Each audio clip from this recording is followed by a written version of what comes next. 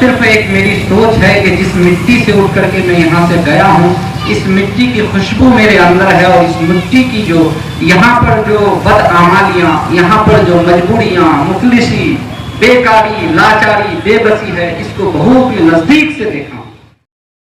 नाजरीन, yes TV Bihar में एक बार फिर आप सबों का खैर मकदम है। नाजरीन, जिस शख्स को आप वीडियो में लोगों को मुखातब करते देख रहे हैं, ये शख्स न किसी विधानसभा का एमएलए है और न ही किसी लोकसभा का एमपी है, मगर खिदमत इंसानियत की एक जुनून है जो थमने का नाम नहीं ले रखा है। डॉक्टर अबू साइम पेशे से एक डॉक्टर हैं, मगर अपने आबाई वतन से बहुत दूर रहकर भी आबाई मिट्टी के लिए जो खिदमत अंजाम दे रहे हैं यकीनन काबिले दीद है। माज़ी करीब में हुए असेंबली इंतखाब के उम्मीदवार भी रहे थे, मगर पार्टी के लिए बड़ी कुर्बानियां पेश की है और किसी वजह से पार्टी के हक में फैसला लिए जो बहुत अच्छा साबित हुआ। कुछ लोग तंज किया करते हैं कि इलेक्शन के वक्त इलाके में वोट के लिए नज़र आते हैं, मगर बाद में फिर अपनी जगह चले जाते हैं। ऐसे लोग इलाके की कैसे खिदमत करेगा? ऐसे लोगों के लिए डॉक्टर अबू साइम साहब की तरफ से खूबसूरत जवाब है। बल्कि माजी के एमएलए और मौजूदा एमपी ने अब तक जो कारनामा अंजाम नहीं दे सका अपने इलाके के लिए, वो कारनामा डॉक्टर अबू साइम AIMIM जिला सेक्रेटरी ने माजी में भी दिया था और अभी भी खिदमत इंसानियत में मसरूफ है। डॉक्टर अबू साइम जिस खित्ते से ताल्लुक़ रखते हैं इसे सीमांचल कहा जाता है और सीमांचल का ये वो हिस्सा है जो हर तरफ से नदियों से घिरा हुआ है, हर तरफ नदियों का यलगार है। बेबसी इतनी है कि चाह कर भी लोग सही वक्त पर डॉक्टरों के यहाँ नहीं पहुँच पाता है। सरकारी हर सहूलियात से महरूम इलाका है। माजी के ढोंगी रहनुमाओं ने 20 से 25 साल तक आवाम की वोट से कुर्सियां हासिल करता रहा, मगर आवाम के लिए न एक हॉस्पिटल और न कभी एक एम्बुलेंस का इंतजाम कर सका, और करता भी कैसे? कहावत है अंधेरी नगरी में काना राजा। मगर AIMIM के सीमांचल में आने से जो बदलाव हुआ है वो काबिले दीद है और मुस्तकबिल में भी यही उम्मीद करते हैं। डॉक्टर अबू साइम ने आज से तकरीबन 2 माह पहले एक एम्बुलेंस मुफ्त लोगों की खिदमत के लिए वक्फ किया था, मगर किसी वजह से कुछ दिनों के लिए उस एम्बुलेंस को रोककर आज दूसरी एम्बुलेंस का ऐलान किया और कहा मेरी जिंदगी का असल मकसद खिदमत इंसानियत है।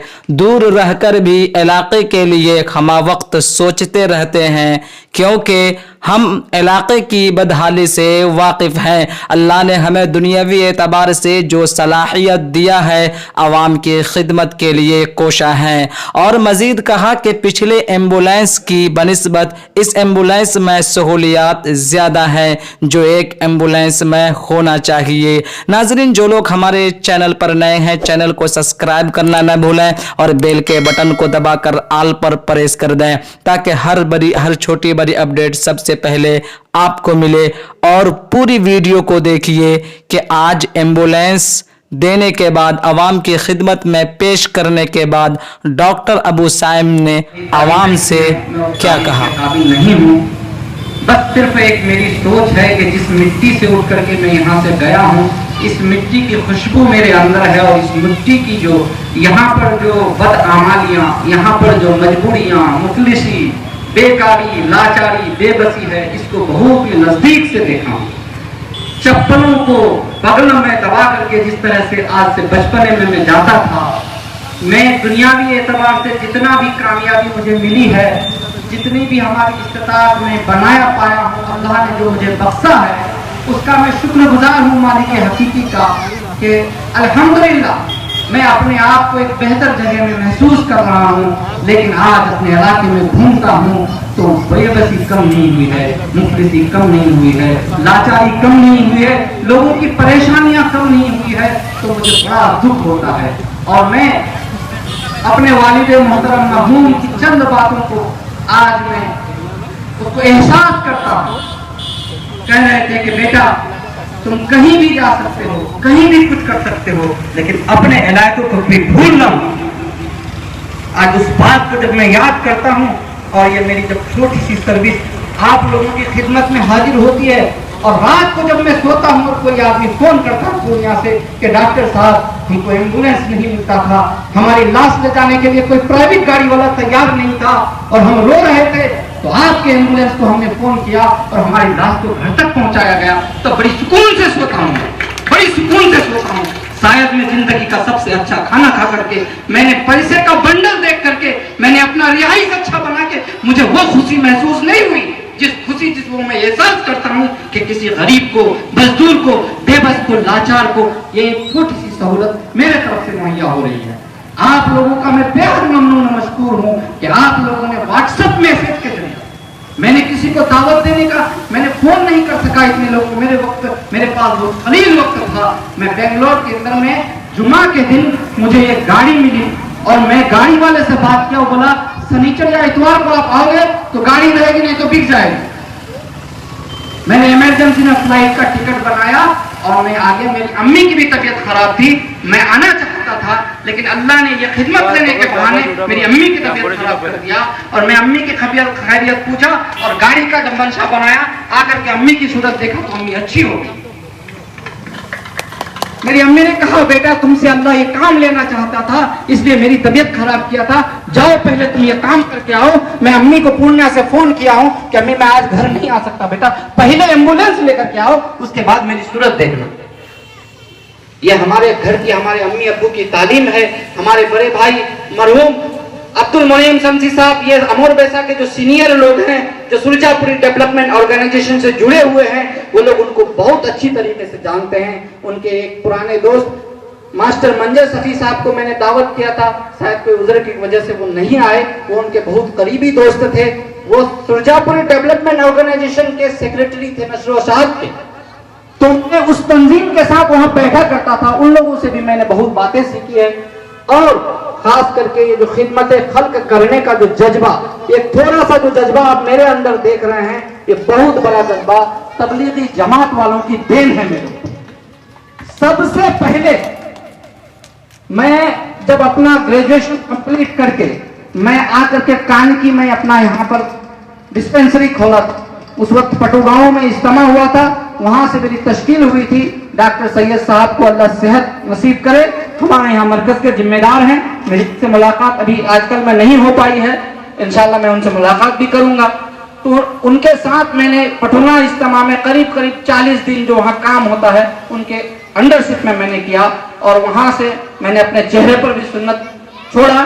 और उसके बाद जब फिर मैं दोबारा बेंगलोर शिफ्ट हुआ हायर एजुकेशन के लिए भी, और वहां जाकर के वहां के मौसम के एतबार से, चूंकि किसी की मदद करने के लिए, किसी को सहारा देने के लिए अपने आप को खड़ा करना जरूरी है, तो मेरा जो ये वक्त हुआ, मैं अपने आप को जितना भी खड़ा कर पाया हूं, तो मैं समझता हूं कि अगर उसके जरिए से, अपने जरिए से अगर यहाँ के किसी भी एक आदमी को मैं खड़ा कर पाया, किसी का कंधा दे पाया, किसी को सहारा दे पाया, तो शायद मेरे दिल को सबसे पहले किसी काम से सुकून मिलती, दूसरे कामों से सुकून नहीं मिलती। मेरे भाइयों, एम्बुलेंस के ताल्लुक से मैं कह रहा हूं कि ये एम्बुलेंस आपके लिए जैसे आपकी अपनी घर की गाड़ी होती है, वो गाड़ी है, अवेलेबल है। उसमें जो नंबर दिया हूं, मोबाइल का मसला है, कभी स्विच ऑफ भी आ सकता है, तो आप मुझे फोन लगाएं।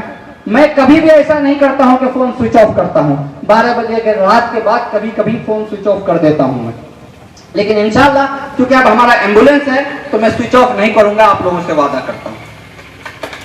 दूसरी चीज यह है कि एम्बुलेंस, मैं जब यहाँ पर इसकी बातचीत किया तो इसके बारे में मैं पता किया, तो पता चला कि इसको हम जीपीएस एनेबल कर सकते हैं। तो मैंने जीपीएस सिस्टम बेंगलोर से खरीद लिया। अब जब गाड़ी एम्बुलेंस जब स्टार्ट होगी किसी की खिदमत के लिए, तो मोबाइल में मेरा मैसेज आएगा और गाड़ी कहां पर स्टार्ट हुई है वो लोकेशन दिखाएगा। तो इसकी खबरगिरी मैं खुद अपने जिम्मा लिया हूं और अमोर बैसा के एक एक आदमी को इसका जिम्मेदार बनाता हूं। खुदा के वास्ते इसका जिम्मेदार बन जाएं, ये लोगों की भलाई के लिए इस्तेमाल करें। जो इसका इस्तेमाल गलत तरीके से करना चाहता है या कोई गलत इस्तेमाल होने वाला हो, जहां कहीं भी किसी को खबर हो, हमारे करीबी लोगों को मुझे आप जरूर इत्तला दें। मैं चाहता हूं कि जो लोग, देखिए एम्बुलेंस की सेवा लोगों को कब जरूरत होती है, बीमार लोगों को अक्सर कोई गाड़ी करके चले जाते हैं, लेकिन जब लोगों के साथ नागहानी हो जाता है, कहीं पर कोई एक्सीडेंट हो जाती है, लोगों का हाथ पैर टूट जाता है, कोई अपनी गाड़ी में उसे बिठा के लेके नहीं जाना चाहता है, किसी की ब्लीडिंग शुरू हो गई है माँ बहनों की, उन माँ बहनों को कोई अपनी गाड़ी में बिठा के नहीं ले जाना चाहता है, तो एम्बुलेंस सेवा ऐसे माजूर लोगों के लिए है। या किसी के साथ अगर नागहानी हो जाए, कोई मैयत हो जाए, तो उस लाश को गाड़ी में बिठा के लेके जाने के लिए लोग तैयार नहीं होते हैं।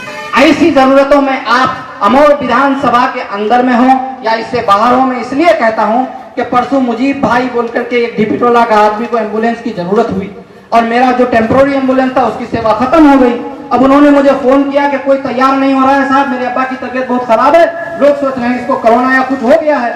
तो मैंने इजहार अस्ती साहब जो हमारे MIM के विधायक हैं कोचा धामन से, मैंने उनको फोन किया, उन्होंने एक फोन पर गाड़ी भेज दिया। तो इस तरह की सेवा हम दे सकते हैं। पड़ोसी किसी को भी जरूरत हो और गाड़ी फ्री हो तो गाड़ी उस दिन आपकी, आप समझ लीजिए, इसका इस्तेमाल कीजिए और इस पर आप नजर रखिए। हर एक आदमी आप जिम्मेदार हो जाएं।